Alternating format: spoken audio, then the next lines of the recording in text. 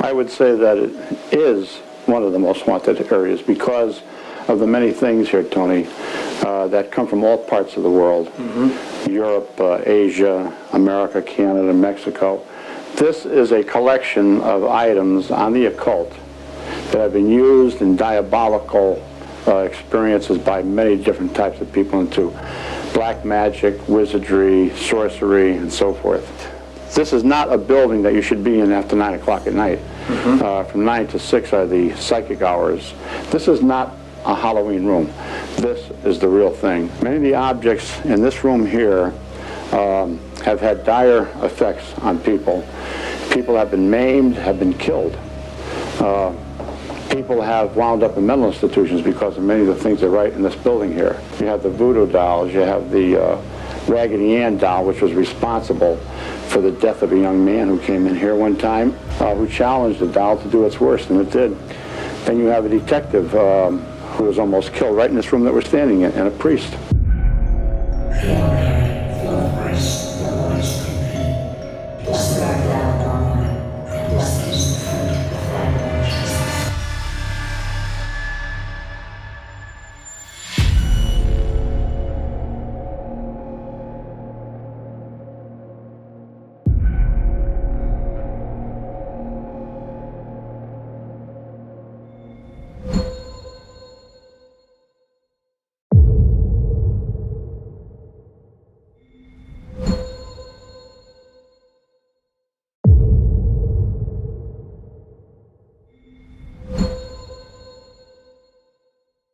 Well, behind me here is a mannequin of Ed Warren, because this is his outfit we wanted to show. And we show this at actually we call it Phantasmicon now, Mohegan Sun. This is one of Ed's hats. That's one of his sunglasses. This is Ed's actual safari coat that he used to wear all the time. Now you see some old pictures of Ed wearing this safari coat, and it's got 4 pockets. Ed loved pockets, so in this pocket he'd put holy water. In this pocket, he put a throwaway flashlight, and then he put, like a rosary in here, or a crucifix in here. And he always had a pad and pencil. So he liked to have a lot of pockets. And This is one of his actual scarves that he probably got from Scotland. What I'd like the world to know about Ed Warren today is would have been his 97th birthday, September 7th, 1926 is when he was born. Ed was probably one of the most compassionate people that you'll ever meet. He taught me everything I know, but it's not just the paranormal that I remember Ed for. I remember Ed being very kind. He had 2 sides to him. Rough, tough Ed like John Wayne, like don't mess with me, and the other side was like a baby, like he loved animals. He had a lot of pets. He had a pet fox. He had a pet tarantula that somebody gave him, but he had a pet fox too that he kept in the house. And he was the most generous guy you'd ever want to meet. There was times when I'd be over the house back in the late 80s or even the mid 80s. I'd be here and I'm leaving. He'd give me $20 or $40 and say, "Here, go get something for lunch for you and Judy," because we were broke. There were times when I didn't have a lot of money, but Ed would help me out, and so would Lorraine. He was a very kind man. He would give you a shirt off his back. The World War II veteran from the U.S. Navy. He was in the Armed Guard and almost lost his life by saving a fellow sailor when a tanker collided with his ship back on February 5th, 1945. And Ed was a lifeguard in life, in a civilian life. He was able to save his buddy and had survivor's leave and married Lorraine on survivor's leave when he was 17 or 18. He was 18. And he was on a 3-day survivor's leave, and during that time he rushed home, married Lorraine, took a train back to base. But he was a very compassionate man, very knowledgeable in the occult. Probably the most knowledgeable person I've ever encountered in my life as far as the paranormal goes. Ed and Lorraine were both dedicated animal lovers, and so is Judy, and so am I. We love animals. So, that's the whole thing. I remember Ed just stopping on the side of the road saying, "Hey, that dog is free, that dog is stray, let's get it."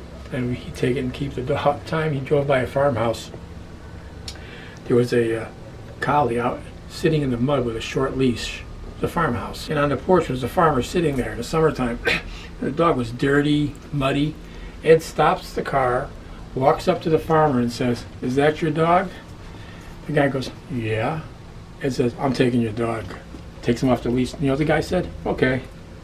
And Ed took it and had Duke for years as his own dog. That's how special Ed treated animals. She was a special, special person. Probably more special than any other person I ever met in my life. And I'm not saying that because my mother-in-law, a lot of guys don't like their mother-in-law. My mother-in-law was a saint. And when I say that, I mean it. She was the best to everybody. She would always take the time to speak to people no matter how tired she was. Ed, on the other hand, would be leaving a lecture. He'd be like, come on, let's get, come on, just hurry up. We got to go get something to eat to Lorraine. And I'd be with Ed on his side. Yeah, let's go get a cheeseburger at the diner. And she'd stop in the middle of the aisle of a big auditorium and answer that question and wait until that person was totally satisfied. We'd be waiting in the car for 15 minutes. I'd be mad. I'd be, come on, Ed, I'm starving. She'd be out there talking, and she'd be just as tired as us. All we could think about that time was eating. We gave our lecture. We gave you all the information you want to know. Goodbye. Not her. She wanted to stay back and answer those concerns to everybody. And when she asked somebody, "How are you, dear?" she meant it. What happened? And she really wants to know. She'd answer the phone at 3 a.m. to somebody overseas or somebody in California and talk for an hour because they had a problem. Out of a dead sleep, she'd pick up the phone and talk to them. I know that because that happened. I'd come over to the house sometimes in the morning and she's all tired. I said, "What's the matter?" "Oh, I was up until about 3:30 talking to somebody." As a police officer, that's how I met her. I saw her drive by me in a car, and she smiled and waved at me, and I was like, whoa, this girl's beautiful. I was about 28. She drives by, and I followed her. She pulled into a strip mall and got out of the car and went into a dress store. I pulled my cruiser right in front of the dress shop. She came to the door of the dress shop, and she looked at me, and I went like this. I waved, and she gave me a funny smile and waved like this, and then turned around quick and went back in. And I thought, I'm in trouble now. She thinks I'm stalking her. To find out, she was looking for, she knew another cop in town. She was just waving at a cop she thought was him. And the cop knew it because she called him up and said, "Some cop just followed me to the dress store." And yeah, I thought the cop was you, Al. And you know, he says to me, Al says, "You want to meet her?" I says, "Yeah, I did. I met her." I immediately started to date her. And about 3 weeks after that, maybe a month, she says, "You want to go see," I didn't talk about her parents or nothing. She didn't either. She says, "You want to see my folks lecture at University of Connecticut?" I said, "Oh, they're college professors, huh?" She started laughing. She goes, No, they're not college professors. They're psychic researchers. Haven't you ever heard of Ed and Lorraine Warren? I said, "You're kidding." She said, "No." She goes, "We can go out at the Jorgensen Auditorium, and we'll meet him in the green room." And that's how I first met Ed and Lorraine, in the green room of Jorgensen Auditorium at UConn. But then when I saw the lecture, how sincere they were about what they talked about. It's scary when people talk about a subject like devils and demons and ghosts, and they believe it 110%. I can tell by the way Ed spoke. And right after that, Ed says, we went back to the green room. I read that was Mr. Warren. That was crazy. He said, "Let's go get a pizza." He always don't want to eat. We're out in Storrs, Connecticut. I don't know how he did it. We found the pizza place that was open late at night. And so we went to the pizza place, and Ed starts talking about more stuff. And I'm like, "Ed, this is crazy, like demonic possession and stuff." And he's explaining it to me. And little unbeknownst to me, there's a guy, the guy who was sitting with Ed and Lorraine when me and Judy showed up to meet him, some young guy, probably about 30 years old. And I didn't know, but that was Gerald Brittle who wrote The Demonologist. But, of course, I was intrigued by all this. Who wouldn't be, right? I couldn't say I was a 100% believer at first. I wanted to know more, in other words. Convince me, Ed, that this is real, and he did. And maybe about 2 weeks after that, she says, "Oh, you want to have turkey dinner over at my parents' house on Sunday?" That's when I first saw the museum. They've been here since '57. And the museum was set up approximately like this. A few other items that were in different spots, but I was scared in here. Brings me to the haunted passageway, and we walk in, because I said, "You want to see my museum?" I said, "Sure I do." We walk in, and he's a wise guy, Ed. He's like, "Oh, wait a minute, I gotta go make a phone call. Stay right here." He just got through telling me, don't touch anything. Everything in here is unblessed, unholy, it's dangerous, don't touch it, you're going to get problems. Now I'm like wondering, what is all this stuff? And he says, I'll be right back. I'm like, Dad, don't go. He goes, he starts laughing, and he goes down the hallway a little bit, you know. He didn't have a phone call. And he waited like a few seconds and kept laughing, you know. He goes, I just want to see your reaction. And then he explained a lot of the objects right there to me, you know. This is the dinosaur from the actual case of the devil in Connecticut. There's a book out called The Devil in Connecticut by Gerald Brittle. It's about Ed Lorraine Warren's investigation into the David Glotzel case. And David Glotzel had this creature, a dinosaur creature, that someone gave him. And David was possessed by a demonic entity. And at one time, this creature was spotted gliding across the carpet, and a voice from near it said, "You are all going to die." And people heard that. They heard it. Priests heard it. You should get the book, The Devil in Connecticut, or go see the movie too, which is based on the case, but it's lightly based. It's a very entertaining movie, but it wasn't as accurate as the book or the case itself. This is the shadow doll. Now, by looking at this object, you would say, why would anybody want an object like that? Well, I wonder myself. But the thing is, it's made with bird feathers, human tooth, animal bone. And must be paper mache to put it together. But it's an ugly looking object. And it's made for that intention, is to scare and to curse. It's made to curse other people. You can look at it all you want. You can take pictures of it all you want, because you don't know anything about the curse that goes with it, how to instill that curse. You have to be very knowledgeable. That's intentionally made to curse other people. It's similar to a voodoo doll. This here is a New England witch doll. And they also call it Maya witchcraft. And what it is, if I take this off here, all it is like a piece of wood that someone would use. For instance, that you sit at a table, I might take a piece of the wooden table or the chair that you use all the time and incorporate it into this hanging noose. Then I would make a close I can replica of the doll of you, the person I want to curse. Then I would take a piece of pork, fresh pork, and place it around the neck here.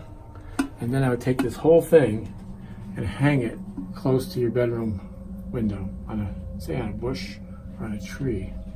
And as the pork rotted, you would become sicker and sicker, with the ultimate goal of you dying.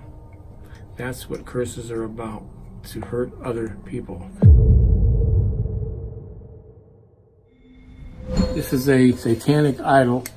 It's a ritualistic object that was found in the woods in Sandy Hook, Connecticut. Now, about 1990, this happened. But the statue is sitting in the woods. This young deer hunter is looking for deer with a bow and arrow.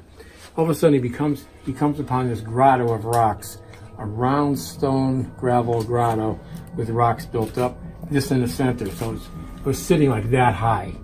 He comes upon it. He's lost. Now he looks and he sees it. He instantly becomes perturbed and disturbed by this thing. He sits down in front of it, exhausted. He says to himself, what is this thing? I don't know what this thing is, but it's bad. I don't like it. So what did he do? He stands up. He starts to walk away as quickly as he can away from it. As he's walking down the pathway, lost, hoping to find his way out to his car in the street, somebody appears next to him out of nowhere. I'm talking about the dead of summer, dead quiet. All of a sudden, there's nobody there. All of a sudden, there's a guy standing right next to him, walking step for step with him, step for step like a soldier. And he was dressed all in black from head to toe. He had a snow white, short cropped beard and snow white hair going back. And he's about 70 years old.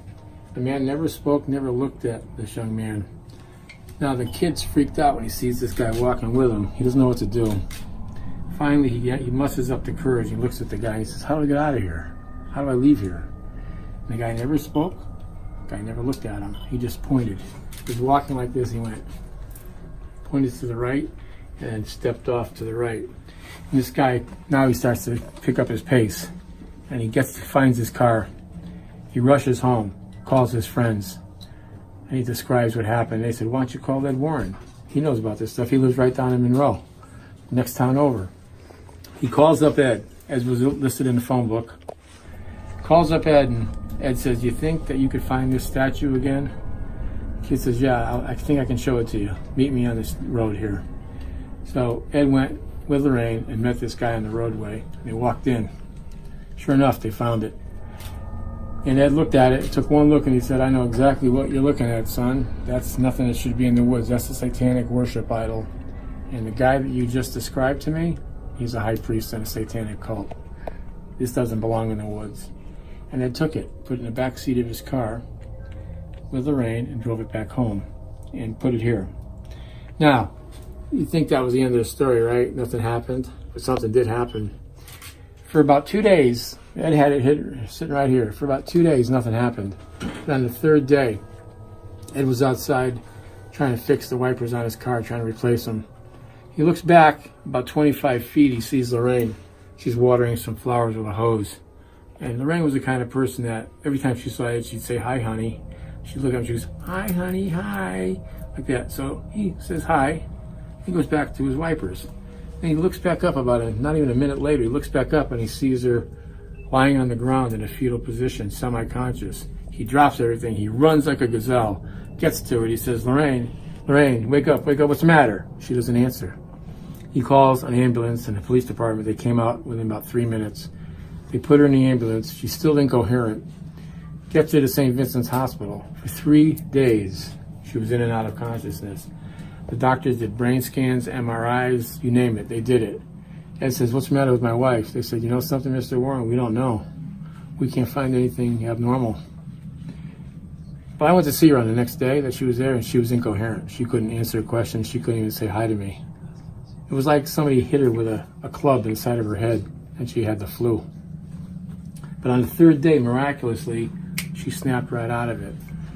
Now, when I say snap right out of it, she was perfectly normal. And the doctor said, well, you can go home.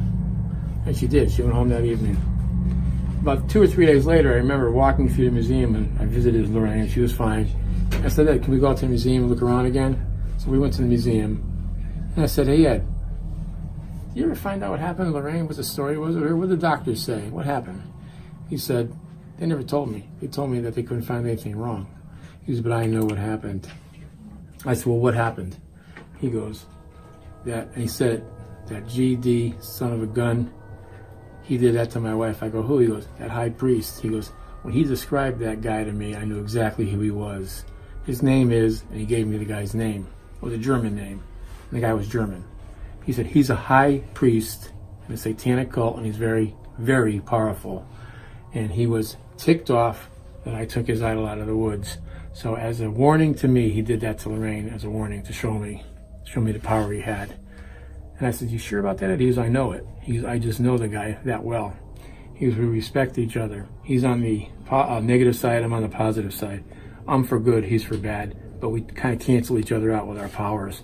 He didn't mess with me, but he messed with my wife as a warning. So that's the story of the satanic idol. This is a little funny one. This is called the Pearls of Death. And a lady put these on. She put these on. Somebody put the clasp on behind her. As soon as she put them on, it felt like somebody took the pearls and twisted them and started to strangle her to death. She started to choke, and her tongue came out. Her tongue was hanging. They had to yank them off and break them off. Were they cursed? Yeah, they were cursed all right. So something was happening with these. This is called a conjuring mirror. Why is it called a conjuring mirror? Because a gentleman from New Jersey tried to conjure spirits with it. What he would do is he would black out his whole bedroom. You could do the same thing. It's called a psychomanthium. You could look that up, psychomanthium. It was made famous by Dr. Raymond Moody. But what you do is you black out the room totally, so you cannot even see your hand in front of your face. You hang a mirror up. It could be any size mirror, but this is just a regular mirror. Then he would put a chair about 3 feet away. And then about 2 feet behind the chair, he would put a little red bulb like this. Maybe a 15-watt bulb, so you could just about see the mirror. And then he would begin his ritualistic conjuring. And it's a very simple process what he did. All he would do is beckon spirits that he knew that had died, like his grandmother, his grandfather, his uncle. He was saying, Grandpa, Grandpa, I miss you so much. Can't you just show yourself to me? Can't you just show yourself to me? He was kind of dingy, this guy. He did it for 3 hours a day for about 2 weeks. Nothing happened. But after that second week, he started to have monstrosities appear on the mirror. Monstrosity faces would appear on the mirror, which actually drove this guy kind of crazy. He actually ended up being treated at a mental hospital. What that is called crystalmancy. Crystalmancy, where a spirit finds it very, very easy to materialize on a shiny object, such as a plate glass window, such as a bumper of a car, a TV set that's not on, or a mirror. So it's nothing that I advocate you trying, because you could actually get something that you never can get rid of. You open that door of the unknown, and it's very, very difficult to close the door. This is the real deal. Now, in the movie, it was pretty darn close as far as what they did. Of course, the doll looked different because James Wan likes scary puppets. If you go on James Wan's Twitter page, it's hashtag creepy puppet. He loves creepy puppets. And he didn't want to have a problem with the trademark and the manufacturer of the Raggedy Ann doll, so he did it differently. But other than that, Ed put this devil sign here back in maybe 78, 79. He put it here. And Ed hand wrote this, and they duplicated it in the movie. He hand wrote, "Warning, positively do not open." You know, people say, well, why don't you just get rid of the doll? Well, if we did, we're just getting rid of the vessel, not the evil within. You know, it's not the way to do it. You're just allowing evil to roam the world then. At least we have it captive here, at least we think we do. We're to keep it here. The story of the doll, real quick. 1970. 2 nurses from Hartford Hospital in Hartford, Connecticut. One of the nurses, Donna, received the doll as a gift from her mom. Because Donna liked dolls. She grew up liking dolls. Her mother gave her one. Donna was about 28. She gave her the doll, and Donna loved the doll. Put a little bracelet on her hand, in fact.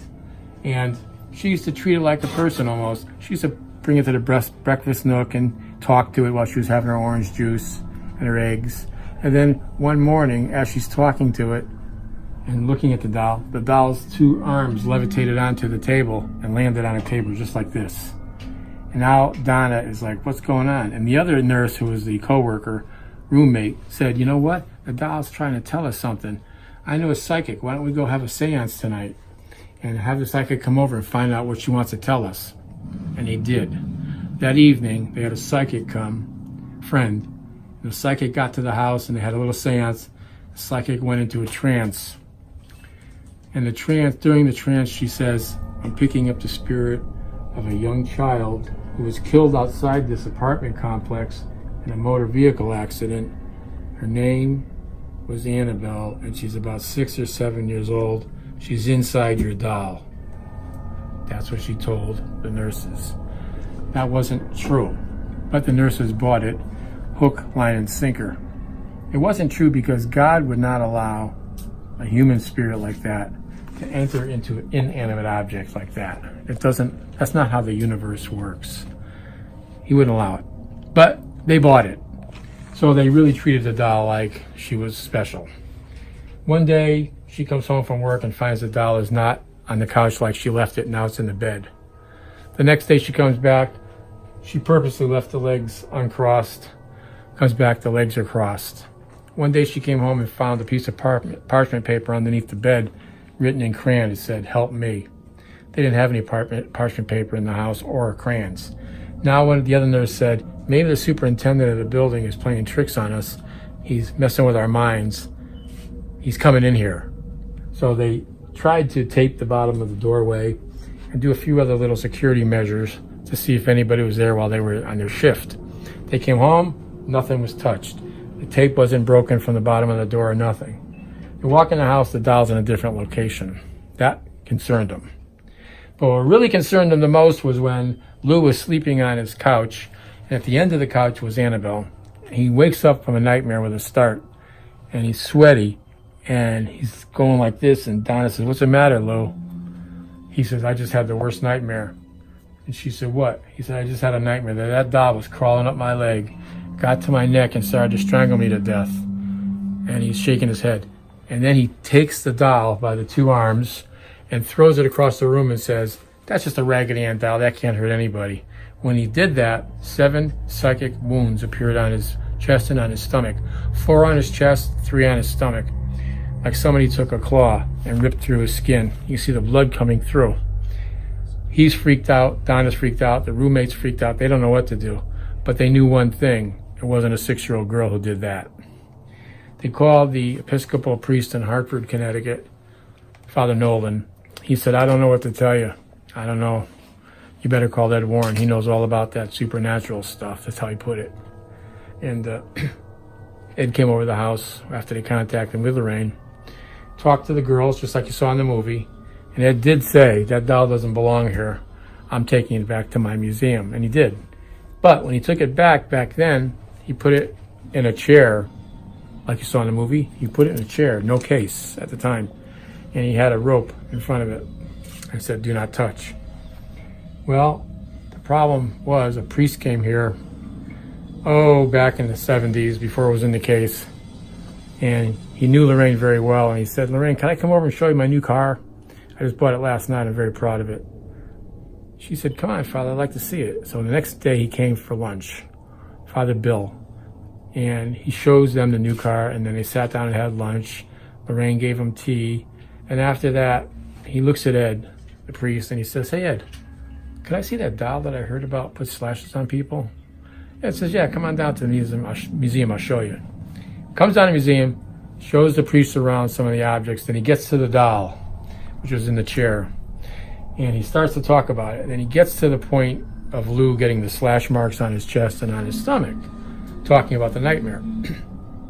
The priest, almost like Lou did, grabbed the doll over the chair, grabbed the doll by the arms, threw it across the museum floor and said, "God is more powerful than any devil or demon."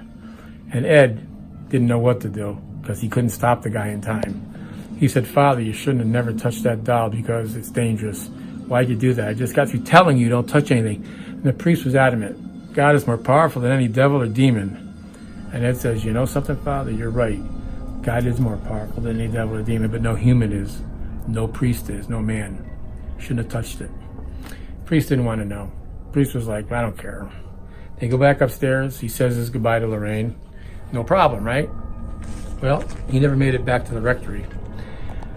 On the way back to his rectory on Interstate 84, he lost control of the car, went almost head-on into a tractor-trailer truck, and totaled the car, and he was injured. Now, he wasn't killed miraculously. That was a warning to the priest. About a week later, the priest calls up and says, he's crying on the phone to Ed. Ed says, "What's the matter, Father? How can I help you?" And he says, "I should have listened to you, Ed. I should have listened to you. I shouldn't have touched that doll. The last thing I could recall was looking in the rearview mirror of that car. I saw the image of the doll, and I lost control of my car." So, that was number one. Number two was a young man came on a motorcycle with his girlfriend, about 20 years old, with a group of other college kids who came, and had about 12 people here. This is years ago. And he's talking about the doll, Ed. And it was in a case at the time. Now, he got in a case. And Ed's talking about the doll, gets to the slash marks. What happened? The same thing happened as what happened with Lou and the priest. He gets to about the slash mark part.